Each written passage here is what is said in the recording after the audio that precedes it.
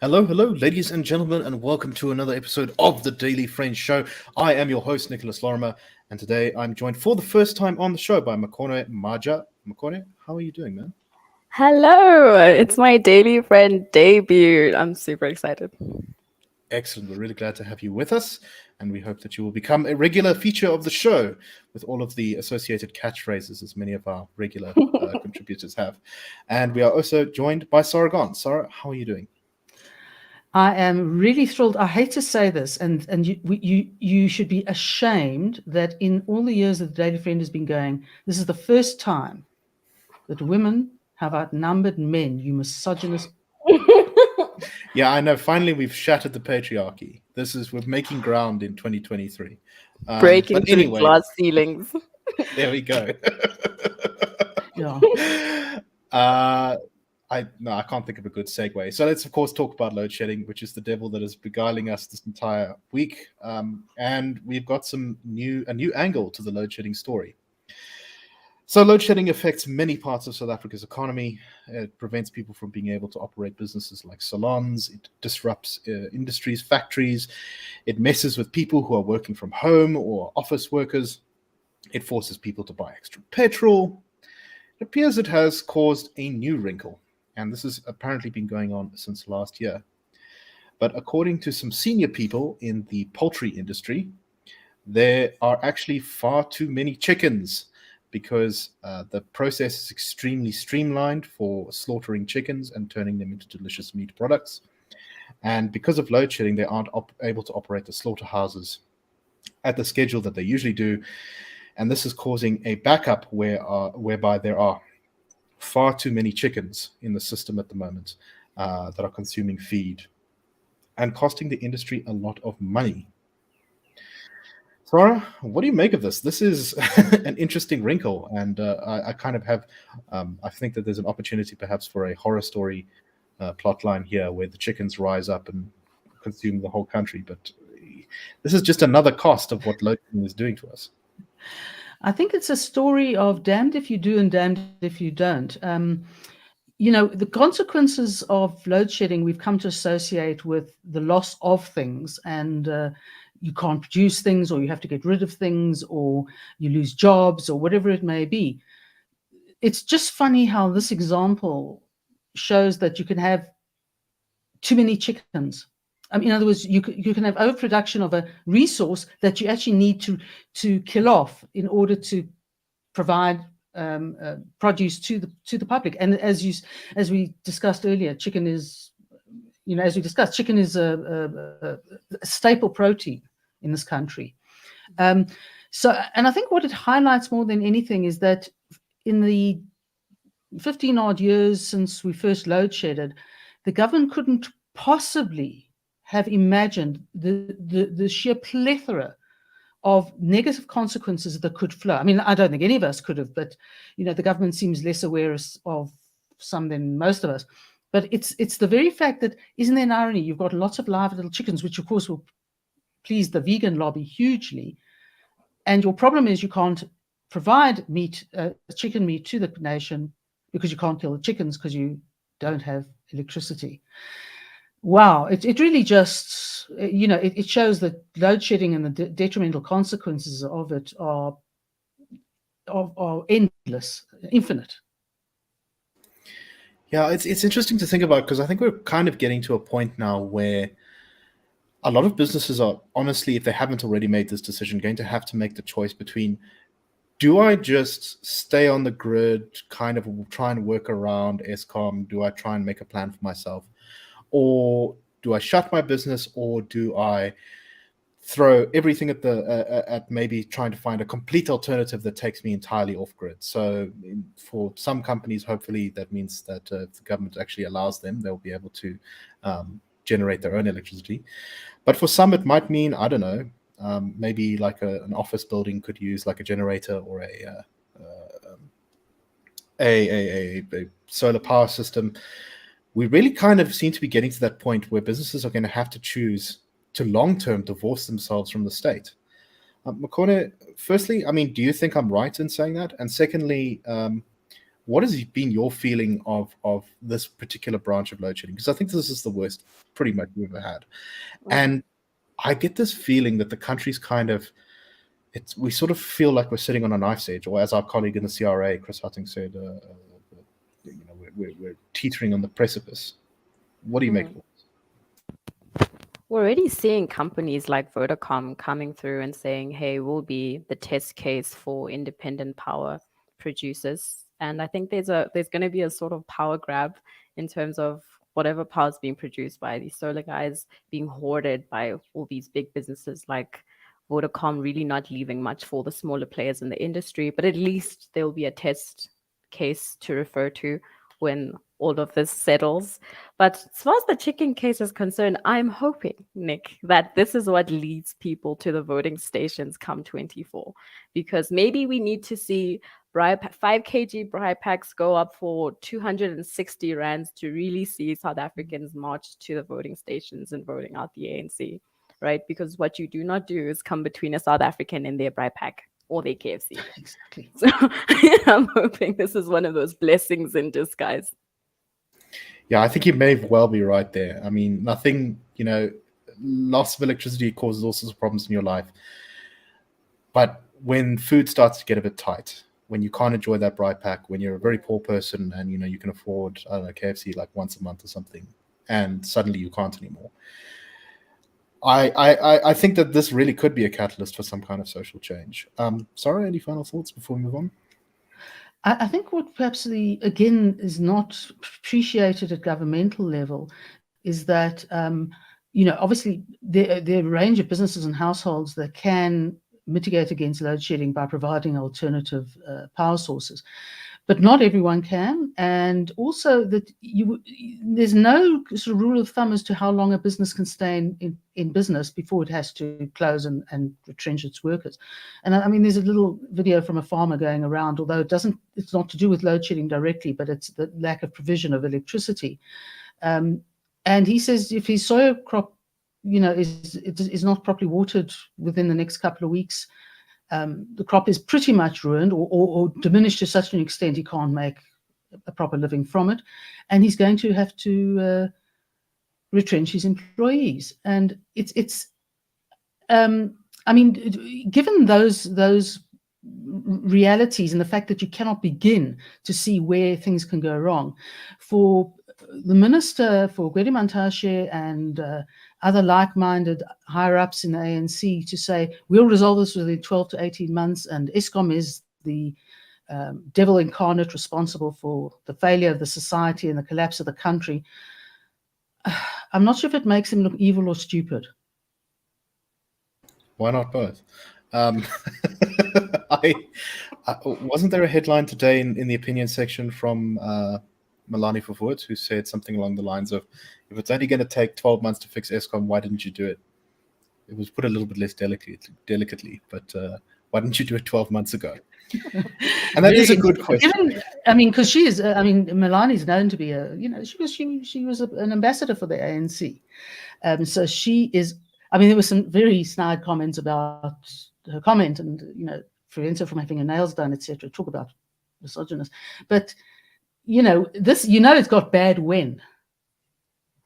Yeah, no, when the ANC's lost Melanie Verwoerd, they've really put themselves up a certain creek without a certain paddle.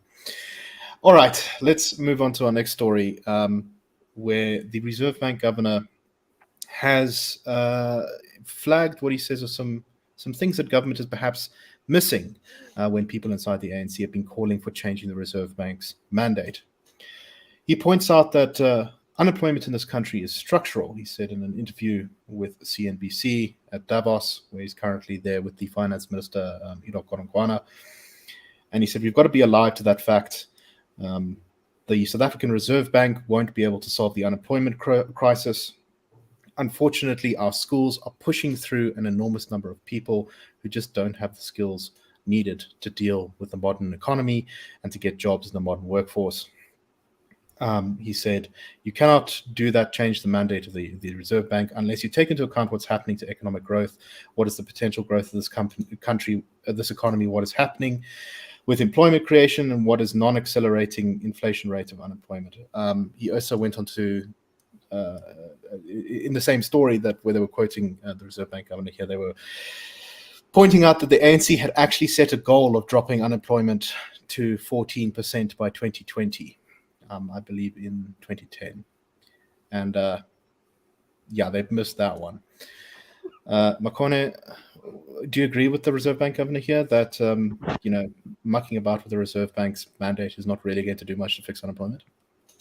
Classic case of the ANC just struggling on for power, like anything but cede to the private sector. Since when does the Reserve Bank create jobs? That's what small, medium enterprises do in this country. 3/4 of the jobs in this country are created by small businesses. So instead of looking out for private sector involvement or ceding ground to private sector, they just pile on to the Reserve Bank governor. And it's good to see him voice his frustrations out at a global stage like Davos. We're actually supposed to be selling the country, not necessarily airing out the country's dirty laundry. Just tells you he's tired. He's tired. Now the Reserve Bank is one of the institutions in the country that has luckily kept its head through all of the economic crises we've been through. But, Sara, we've discussed this issue before. What always strikes me about all of this change in the Reserve Bank's mandate to include job creation or whatever, it's not even a new idea from the ANC. They've come up with it after every conference. They said it in 2007, in like 2012, and 2017. And it just, it's like a bad record that's just stuck. I'll tell you what also is a record that is forced to be stuck because the ANC keeps doing this, is every Reserve Bank governor has had to say it's not Reserve Bank, it's ANC policy. That's the problem. And, this is it's almost like, I know that the ANC is wedded to ideology and it's also wedded to retaining its patronage. And the patronage is probably the bigger ideology, because you can't be that wedded to an ideology that is sort of as old and unsuccessful as socialism marching towards communism. I mean, you just have to look at the successful countries, and to a greater or less extent, there are, and it can be a wide range. I mean, that's the beauty of freedom. You can have a wide range within a range, but the range is basically capitalism stroke free market economy, whatever you want to call it. And it's as you say, it's like a stuck record. It's like, Reserve Bank was created. Oh, the Reserve Bank was created. Oh, the Reserve Bank was created. It's not even that, the idea that being that the Reserve Bank itself can do so much to create jobs is it goes beyond cloud cuckoo land. I mean, the Reserve Bank, sure, whatever its policies on, its response to inflation has some impact, but nothing has more impact than getting rid of the laws and the policies governing our economy that come from the ANC. Well, it's definitely true the Reserve Bank could lose a lot of jobs if it decided to just open up the printing presses to full speed.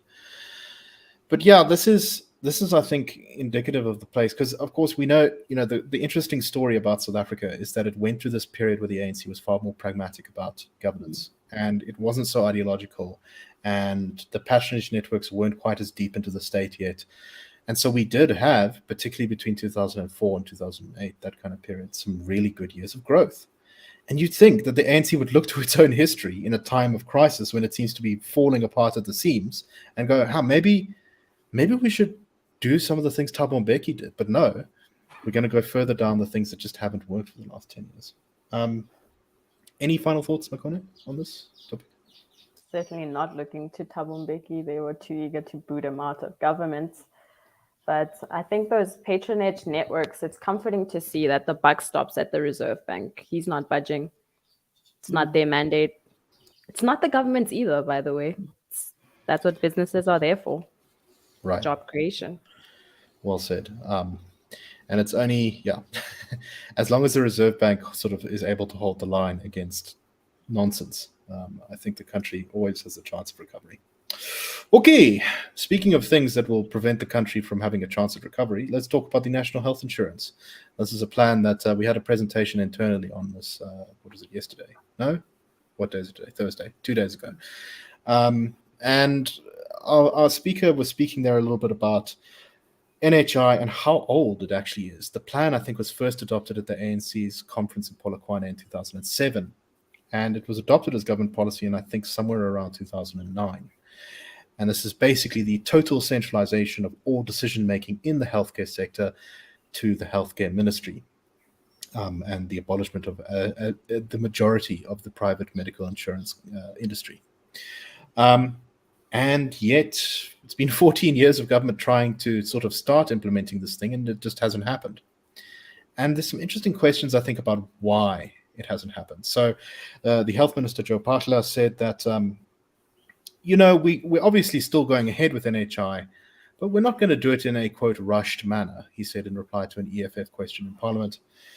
He said that the government needed around 200 billion rand to fix the dilapidated hospitals and other healthcare infrastructure before we could move ahead with NHI. He said, quote, "It is indisputable that public hospitals do need infrastructure maintenance and investment. The department quantified the anticipated cost at close to 200 billion rand, which is clearly not going to be available in the short to medium term. There are nevertheless projects that are being attended to within the limits of the available budget." So there's some hints there that they might do some parts of NHI in a kind of staggered formation. But Sara, is this really the only reason? I mean, in recent years, the government hasn't really seemed to let terrible ideas or extreme costs stand in the way of reckless policy. Do you think that's the main reason why the minister is not going full steam ahead with this? Well, I suspect, despite all the pronouncements after the ANC conference that NHI was going to be implemented, I mean, other than the fact that I think 9 out of 10 pilot projects of a few years ago completely and utterly failed. First of all, they haven't costed it, but the anticipation is to be beyond stratospherically expensive to implement. It's almost the most sensible thing I've heard a health minister say in the last 5 decades, because essentially what the NHI bill provides is that there's a sort of the criteria that have to be met in order for hospitals to fall within the NHI system. And I can't remember the figures he gave for the number of hospitals there are in South Africa. You might remember better than me, Nick. But I think it's more than... I can't remember, sorry. Over 80% of government hospitals in this country would not qualify to provide an NHI service. Now, that is huge. So what would my response be? I guess it would be find the money to fix the hospitals and improve the management of the hospitals. Now, of course, if you do that, you probably don't need an NHI. As it is, 200 billion is quite a whack in our current economic climate to find for doing anything for anything. But it is a good, it essentially is, if you don't do what you need to do to improve healthcare in the country, you won't be able to provide the healthcare you don't then actually need to provide. Makone, I think, despite the fact that government seems at least to rhetorically be slowing down a little bit about NHI, I think as citizens we should probably still keep an eye on it, because in my opinion, this would be effectively the destruction of the middle class, because a lot of the problems in South Africa are survivable because a lot of people who pay taxes, a lot of people who keep the economy going in the middle classes are happy to stay in the country because they can buy their way out of the consequences of government failing. And they could buy private security, private healthcare, that kind of thing. And if you mess with that, I mean, never mind what NHI will do to the public sector, which will not make it better, but worse. But the damage it could do potentially to the lower end of the private sector would, I think, spell the end of an enormous amount of opportunities for growth in this country. What do you make of that? I think Sarah's exactly right. Only in South Africa do public figures throw ridiculous amounts like 200 billion without flinching. Like, all you can really say about that is it must be nice spending other people's money. Because again, in what industry do you replicate a broken industry such as our public health like, why would you want to replicate that? Who wants to give up their medical aids to go along with the state of public hospitals and extending that mandate, overburdening the state even further in terms of health provision or health services provision is just disastrous. That 2007 NEC conference is the gift that keeps on giving. Truly, it's amazing actually how, looking at the country's fortunes, you can draw a line between that conference, the before and after. And the moment you get after that conference, everything on every metric begins to go down. Load shedding gets worse, unemployment gets worse, economic growth gets worse. It's truly a testament to the level by which bad ideas can sink an economy. Of course, the other interesting thing about the whole NHI plan is that it's clear that the main motivation for government behind it is that it centralizes decision making, and this seems to be an ongoing thing, Sara, in the way the ANC tackles problems. Whenever there's a failing, the ANC always goes back to, well, the reason there was a failing was because we didn't have enough control over the system, and it just sort of boggles the mind because we already have a public healthcare system which is supposed to, for the vast majority of people, be pretty much free, and yet suddenly, tearing down the private sector is going to help. Well, our speaker the other night made it clear that there is almost nowhere in the world, whether developed, rich, poor countries, have an absolutely free healthcare system. In other words, you don't go in without money, or you go in with your 10 rand, you come out with your 10 rand. So there's always usually some amount that has to be spent. It's a question of being able to subsidize the poor as much as possible. The other thing is, I think, we're so used to the hyperbole that we perhaps get a bit inured to it. But if you think about it, you're vesting, if the amount of money that would have to go into the system is being vested in the man of the Minister of Health, that is absolutely huge. And the other frightening thing that our guest told us, this gives you dystopian nightmares,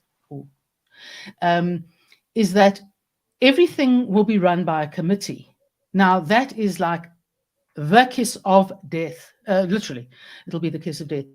In other words, saying that what doctors cannot use that much of their discretion as to how to treat a patient because they will be bound by guidelines set by a committee. Now, if you want to see immigration across the board, anyone who can get out, it's mess with their potential health, particularly as they get older or they suffer from chronic conditions. And it is no joke. I don't think one can be overly hyperbolic about this. I think in reality, what you'll find is everyone will be pretty much badly treated one way or the other, even though the middle classes will be able to have cover that can fill areas that are not covered by the NHI. But an example was given, wonderful example was given of what happens if you go into a hospital for a condition that is covered by the NHI. And while you're in hospital, you get a complication that becomes another condition, which is not covered by the NHI. Do you have to send the poor person to another hospital? Do you just let them, pray for the best and hope that, it doesn't get worse or it gets better as and of itself? It just begins to, it doesn't, anyway. And the other thing, of course, and this was very, very important, and I think he held up some hope about it, is last year AfriForum won the case about the certificate of need that the government wanted to issue to doctors to dictate where they practice, and court held it was unconstitutional. And that is probably a significant, if not the only, legal challenge or legal matter that could start the collapse of this idiotic proposal. There will be a plethora of issues over which I think the law will be resorted to by different interests in society. But the minute the government doesn't have a hold over where doctors practice, the essence, one of the pillars of NHI goes and sort of NHI lists. But of course, the other thing is, and this really, it cuts across every racial group. Young doctors will graduate and go. They will not stay. And then, of course, God knows what. Well, somebody mentioned the Cuban doctors. God help us. We will probably be treated by lots more Cuban doctors. And with all due respect to them, they're not what they touted to be. Some are quite good. I'm not going to. But as a whole, the quality of the Cuban system is overblown. But given the fact that we spend like 4% of our GDP on of our budget on health, they spend about 14%. You got to get something if you spend 14% of your health budget, of your budget on health. Yeah, I just think it's a special kind of madman who looks at Home Affairs, looks at the healthcare system, and says, we need more of that Home Affairs in that health system, because that's clearly what's missing here. Anyway, let's move on to our next story. This is a somewhat embarrassing problem, I think, for the opposition. I'm calling the opposition, even though the government coalition in the city of Johannesburg, involving the DA Action SA and the ACDP and all the other a lot of the other smaller anti-ANC parties. The city has, for a while now, the city of Johannesburg has been trying to get its books healthier and collect a lot of unpaid debt across the city of Johannesburg, which is owed to City Power. And so they've been going around over the past few days and big flashy things, disconnecting people who didn't pay. The media is there. They have like a whole crowd of city officials who swarm on a place and then shut everyone off who hasn't paid their bills. Apparently yesterday they shut down the power to the Nigerian consulate in Ilovo, which denied them access. And so they just cut the power from outside, at which point the consulate representatives came out, but had already been cut off by them. However, when they got to the Catalyst Hotel in Sandton, they turned off the electricity, saying that the hotel owed 1.1 million rand in unpaid electricity bills. However, the hotel's general manager said they were very aware of the supposed amount of money that they owed, and in fact, it's incorrect, they believe, and that they have been trying to clear it up with the city for the last year.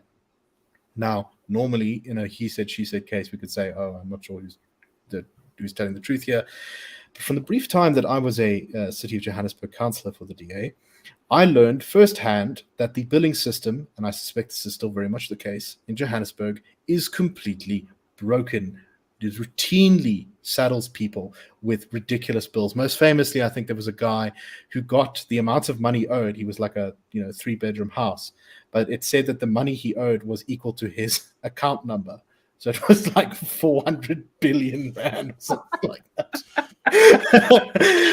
So I think this really speaks to some of the problems that the opposition coalition really has in trying to fix the problems in the city, and perhaps where they haven't succeeded yet, because this is a very serious problem with Johannesburg's electricity system and its billing system, and I don't think it's been repaired yet. Makone, what do you make of the story?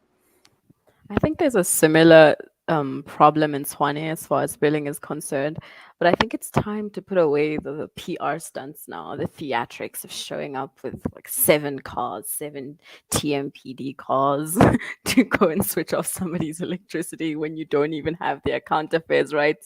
I don't think it's helping the coalition partners at all, but certainly they should get their affairs under. It's very much continuing the sort of ANC tradition of how to govern, right? Exactly. It's just making them look worse. So I think first they should get their house in order, then go collect however much they're owed in terms of electricity billing. Sara, what do you make of this? I want to misquote Einstein to say that the universe is infinite and Johannesburg's billing problems are infinite, and he's not sure about the former. Yeah, I think that's about right. I almost wonder whether I'm not up to date with the latest progress or lack of progress or whatever on the state of the billing system, but I kind of do wonder whether there's at least some people in the government who should consider the possibility of maybe just resetting everything to zero and starting again, because clearly there's a problem. I see already in the comments Johan is talking about a bill he had to play. Crazy. Okay.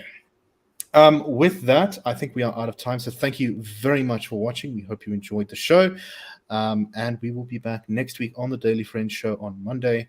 We hope that you're all having a wonderful weekend. Cheers, everyone.